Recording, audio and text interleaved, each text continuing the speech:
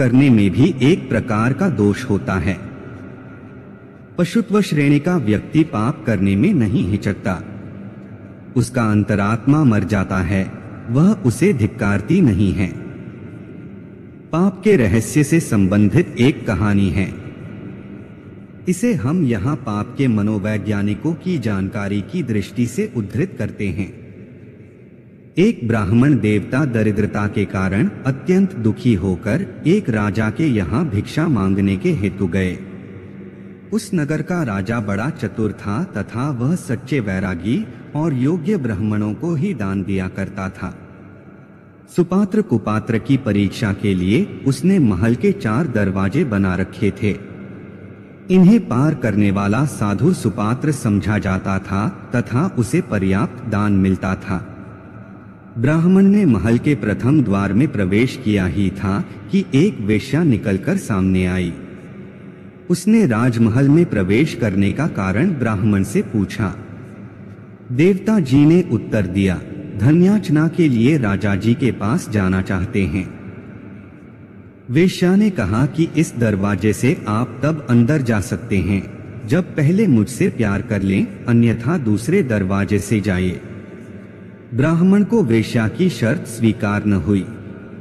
प्यार करने की अपेक्षा दूसरे द्वार से जाना उसने पसंद किया। वहां घुसने वालों को मांसाहार करना पड़ता था। ब्राह्मण वहां से लौट आया। तीसरे द्वार पर शराब की बोतल और प्याली रखी हुई थी। प्रहरी पहले शराब पिलाकर परीक्षा करता था। वहां से उल्टे पांव लौट आया। चौथे द्वार पर पहुंचकर ब्राह्मण ने देखा कि वहां जुआ हो रहा है। जो लोग जुआ खेलते हैं वे ही अंदर घुस पाते हैं। ब्राह्मण ने सोचा, यह तो मामूली सी बात है। चारों दरवाजों पर धर्म विरोधी शर्तें हैं। पैसे की मुझे जरूरत है। एक ओर धर्म और दूसरी ओर पाप का घमासान युद्ध उसके मन में होने लगा। ब्राह्मण फिसला। उसने सोचा, थोड़ा सा जुआ खेल ले, तनिक सा पाप होगा। मेरे पास मार्गव्यय से बचा हुआ 1 रुपया है, क्यों न इससे जुआ खेल लूं और भीतर प्रवेश पाने का अधिकारी हो जाऊं। विचारों को विश्वास के रूप में बदलते देर न लगी। वह जुआ खेलने लगा। 1 रुपए के 2 रुपए हुए, 2 के 4 तथा 4 के 8। जीत पर जीत होने लगी। ब्राह्मण राजा के पास जाना भूल गया और एकचित्त होकर जुआ खेलने लगा। शाम तक हजारों रुपयों की गठरी बांधकर चला। दिन भर से खाया कुछ भी न था। भूख जोर से प्रतीत हो रही थी। पास में कोई भोजन की दुकान न थी। ब्राह्मण ने दूसरे द्वार पर जाकर मांस का भोजन किया। वह मुफ्त मिलता था। ब्राह्मण देवता मांसाहार अधिक कर गए। उसे पचाने के लिए कुछ चाहिए। मांस से कामवासना उद्दीप्त हो उठी। अब उन्हें शराब पान की आवश्यकता प्रतीत हुई। आगे दरवाजे पर जाकर शराब की कई प्यालियां चढ़ाई। धन का, मांस का, शराब का तिहरा नशा उन पर चढ़ रहा था। बाद में सुंदरी का ध्यान आना स्वाभाविक था। ब्राह्मण जी पहले दरवाजे पर आकर वेश्या के यहाँ जा विराजे। वेश्या ने उन्हें संतुष्ट किया और पुरस्कार स्वरूप सारे रुपए ले लिए।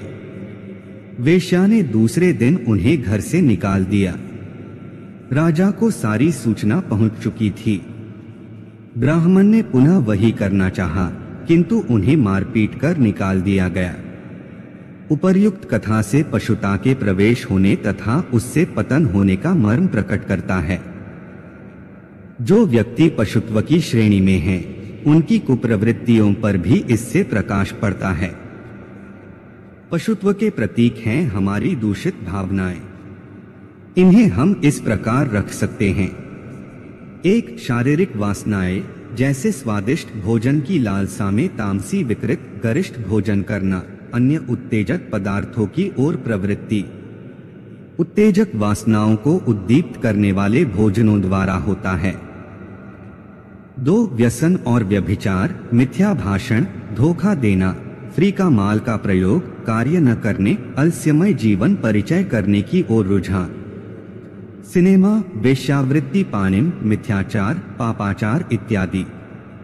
3 निकृष्ट इच्छाओं तथा मनोविकारों के वश में रहना, तनिक सी बात से उद्विग्न हो उठना, गाली देना, मारना पीटना, ईर्ष्या द्वेष तथा लोभ के वश में रहना, मनोविकारों के अधीन रहना।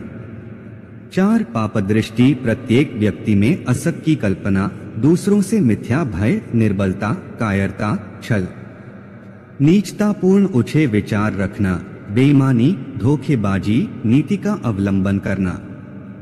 उपर्युक्त मार्ग पर चलने वाले व्यक्ति पग पग पर दूसरों की, समाज की, देश की घृणा, बदनामी, तिरस्कार, अपमान, उपहास और अविश्वास का सामना करते हैं।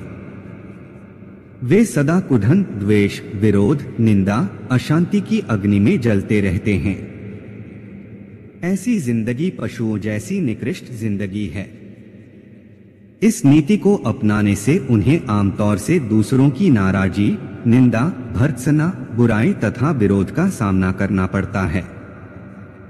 यह जीवन तुच्छ और हर प्रकार से निकृष्ट है, पाप में सना हुआ है, इस लोक तथा परलोक दोनों को नष्ट करने वाला है।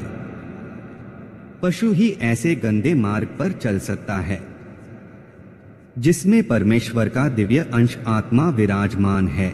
वह ऐसे घृणित जीवन को ठोकर मारता है।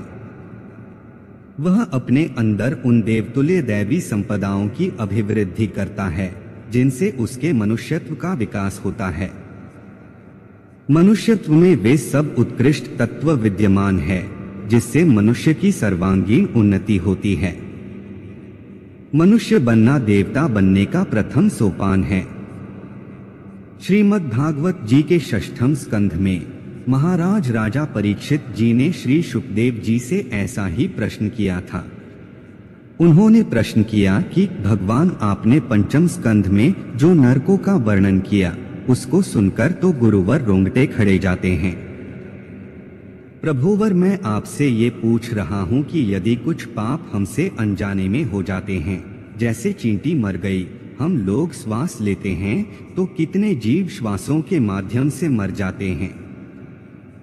भोजन बनाते समय लकड़ी जलाते हैं, उस लकड़ी में भी कितने जीव मर जाते हैं। और ऐसे कई पाप हैं जो अनजाने हो जाते हैं। तो उस पाप से मुक्ति का क्या उपाय है भगवान? आचार्य शुकदेव जी ने कहा, राजन, ऐसे पाप से मुक्ति के लिए रोज प्रतिदिन 5 प्रकार के यज्ञ करने चाहिए। महाराज परीक्षित जी ने कहा, भगवान, एक यज्ञ यदि कभी करना पड़ता है तो सोचना पड़ता है। आप 5 यज्ञ रोज कह रहे हैं। यहाँ पर आचार्य शुकदेव जी हम सभी मानव के कल्याणार्थ कितनी सुंदर बात बता रहे हैं। बोले, राजन, पहली यज्ञ है, जब घर में रोटी बने तो पहली रोटी गौ ग्रास के लिए निकाल देना चाहिए।